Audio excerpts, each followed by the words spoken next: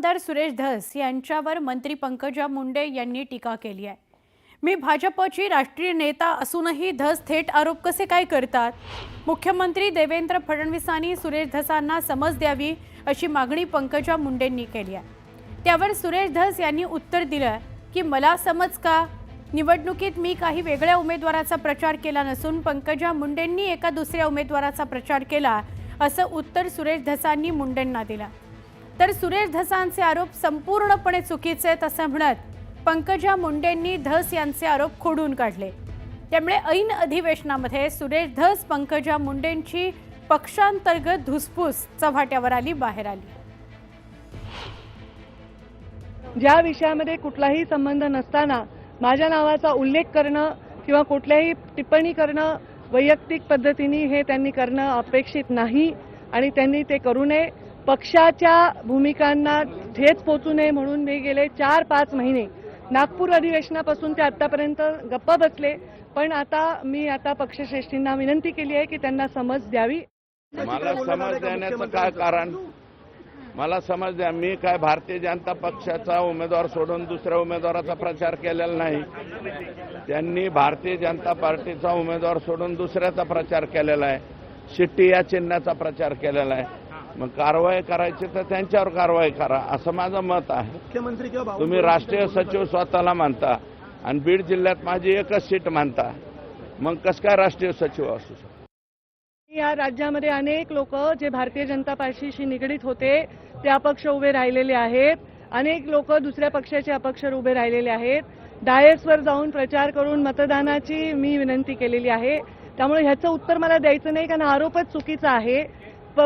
जर प्रचार करताना हा आरोप करायचा होता जाहीर सभेमध्ये, त्यांनी प्रचार करताना तर माझ्याशिवाय कुठल्या नेत्याचं नाव देखील घेतलं नाही या राज्यात, आणि त्यामुळे निवडणूक निकाल लागल्या त्यांनी हा आरोप करणं हे पूर्णतः निवडून आलाय जो व्यक्ती 75,000 मतांनी निवडून आलाय त्याचं मी काम नाही केलं तर ते शक्य होईल का हे थोडी आपण आत्मपरीक्षण करावं। फडणवीस साहेब धस साहेबांचे नेते आहेत, धनंजय मुंडेंचे खास मित्र आहेत। त्यामुळे ज्याला कोणाला समज द्यायची त्यांनी त्या ठिकाणी समज द्यावी। पण आमचं एवढंच म्हणणं आहे, पोलीस प्रशासनाला तुम्ही समज द्या, सरकारमधल्या अधिकाऱ्यांना तुम्ही समज द्या की तिथं असणाऱ्या देशमुख परिवाराला, सूर्यवंशी परिवाराला तिथे न्याय मिळाला पाहिजे। नेत्यांना कोणाला समज द्यायची तो तुमचा विषय। आता पंकजाताईंना काय म्हणायचंय हे सांगता येत नाही। आतापर्यंत शिंदे साहेबांचे लोक हे बीजेपी बरोबर भिडत होते, अजितदादांची लोक हे बीजेपी बरोबर नाही तर शिंदेच्या आमदारांबरोबर भिडत होते।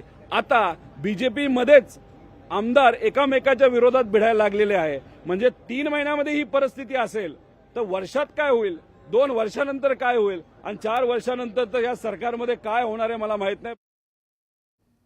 सतीश भोसले उर्फ खोक्या याला अखेर अटक करण्यात आली। सतीश भोसलेला उत्तर प्रदेशातल्या प्रयागराजमधून अटक करण्यात आली आहे। बीड पोलीस आणि उत्तर प्रदेश पोलिसांनी ही संयुक्त कारवाई केली आहे। खोक्याला अटक करण्यात आल्याची माहिती नवनीत कौत यांनी दिली। खोक्याला लवकरच बीडमध्ये आणण्यात येणार आहे। सतीश भोसले जिस दिन से हमने क्राइम रजिस्टर किया था उस दिन से वो फरार था। उसके पीछे हमारी पुलिस उसकी हर एक लोकेशन, हर एक उसके मूवमेंट पे हम पीछा कर रहे थे। फाइनली उसका पीछा करते करते हमारे को प्रयागराज में उसकी लोकेशन मिली और यूपी पुलिस के साथ कोऑर्डिनेशन में रह के हमने उसको प्रयागराज से अरेस्ट किया। फिलहाल रिसेंटली हम लोगों ने टोटल 3 FIR रजिस्टर की हैं, जिसमें से 2 FIR Shirur Kasar police station में है, 1 FIR चकलम्बा पुलिस स्टेशन के अंडर है, 1 FIR फॉरेस्ट एक्ट के तहत फॉरेस्ट डिपार्टमेंट ने दाखिल की है। तो उसको अरेस्ट करने के बाद इन सभी इन्वेस्टिगेशन्स में उसको लिया जाएगा। याचा अर्थ हा पळून गेलाच कसा, आणि अर्थातच जसं ह्याला पकडलं तसा त्या कृष्णा आंधळेला पकडा, हीच आमची विनंती आहे या सरकारला।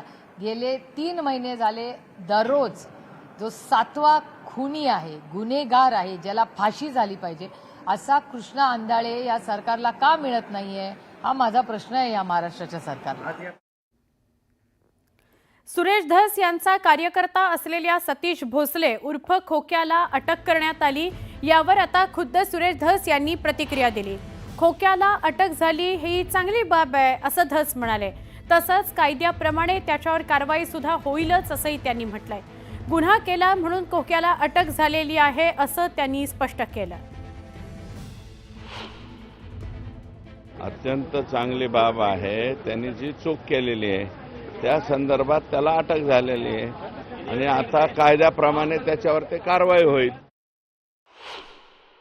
मी कोणत्या पोलिसला कधी फोन लावत नाही. त्याला अटक करा म्हणलं तर मी स्पष्टपणे माझ्या मुलाखतीत म्हणलं ना, त्यांनी जे चूक केली असेल त्याच्यावर कारवाई करा. तर त्याच्यावरती कारवाई झालेली आहे. आता तो आत्ता अटक झालेली आहे त्याच्यावरती पोलीस जे काही कलम लागलेले आहेत त्या कलमाप्रमाणे कारवाई करील.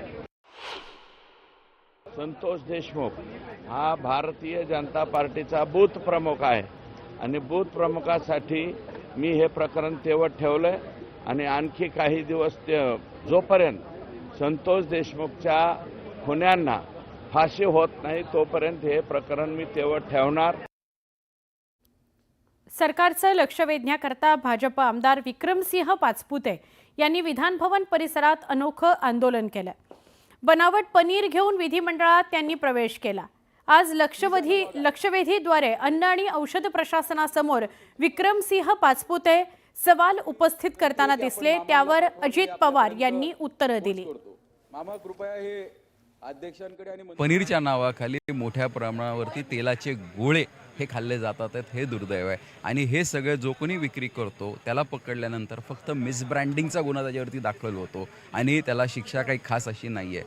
माझी सरकारला विनंती आहे की कायद्यामध्ये बदल करून तरतूद करून आपल्याला जन्मठेपेची शिक्षा त्या ठिकाणी किंवा फाशीची शिक्षा जरी म्हणलं तरीही करावी लागेल. कारण त्याच्याशिवाय लोक आर्टिफिशियल पनीर बनवणं बंद करणार नाहीत, विकणं बंद करणार नाहीत.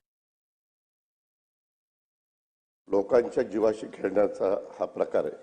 ज्या काही लॅब किंवा इतर काही गोष्टी लागतात त्या सगळ्या पूर्ण करण्याच्या करता जेवढा निधी लागेल तेवढा निधी मी उपलब्ध करून देतो आणि ते कसं थांबेल मग त्याच्यामध्ये आमचा हा विभाग असेल, त्याचबरोबर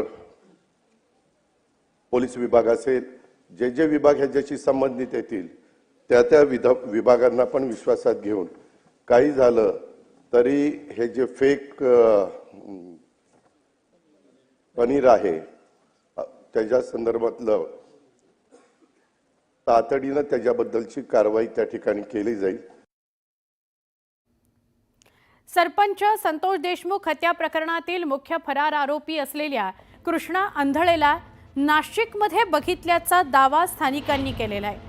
नाशिकच्या गंगापूर रोड परिसरातील दत्त मंदिर चौकात कृष्णा आंधळेला बघितल्याचा दावा तिथल्या स्थानिकांनी केलाय.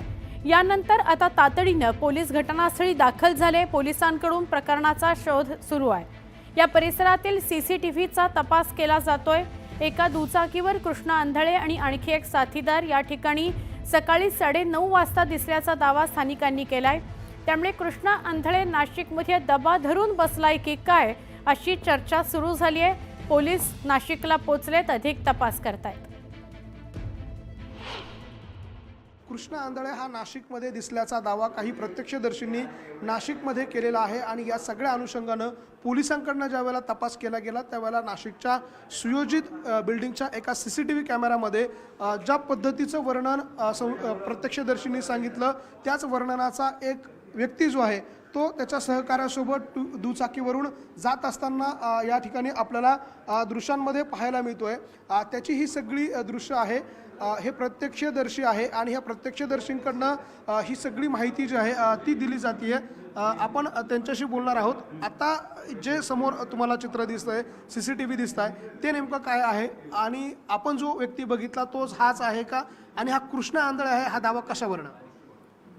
आता जे वर्णन मी पाटील साहेबांना दिलं का ब्लॅक शर्ट, व्हाईट शर्ट आणि ब्लॅक पॅन्ट आणि व्हाईट पॅन्ट आणि ब्लॅक गाडी, हे एकदम 10,000% का हा कृष्णा आंधळेच आहे. आणि दोघंजणं ब्लॅक गाडीवर जे काही तिथून मखमालाबादच्या दिशेने चालले तर ते पूर्ण CCTVमध्ये दिसतंय का दोघंजणं चाललेलेत. तर वर्णन जे केलं आहे ते पूर्ण वर्णन 100% 10,000% बरोबर आहे. आता त्या दिशेने चालले. आता पुढचा तपास जो काही पोलीस करणार आहे त्याच्यासाठी जी काही मदत लागणार आहे त्याच्यासाठी मी हजरच आहे त्यांच्यासाठी. आपल्यासोबत पाटील साहेब आहे जे या सगळ्या प्रकरणाचा तपास करत आहे. सर, या CCTVमध्ये जे फुटेज दिसत आहे किंवा जो व्यक्ती दिसतोय, आता ह्या सगळ्याचा तपास आपल्याकडनं कशा पद्धतीने केला जाणार आहे? जसं प्रत्यक्षदर्शी साक्षीदार आहेत बनकर साहेबांच्या सांगण्याप्रमाणे आम्ही सुयोजित गार्डन या ठिकाणी CCTV फुटेज एका पेनड्राईव्हमध्ये घेऊन आमची जी पथके रवाना झालेली आहेत त्या पथकांना आम्ही सर्क्युलेट करणार आहोत आणि स्वतः पुढची जी कॅमेरा आहेत ज्या पद्धतीने मखमाला वाद जसं पुढे आम्हाला काही लीड मिळत जाईल त्या पद्धतीने पुढील अँगलने आम्ही तपास करू. व्हिडिओ जर्नलिस्ट हेमंत बागुलसह लक्ष्मण घाटोळ, न्यूज 18 लोकमत, नाशिक. छोटासा ब्रेक. तुम्ही बघताय दुपारच्या बातम्या न्यूज 18 लोकमतवर.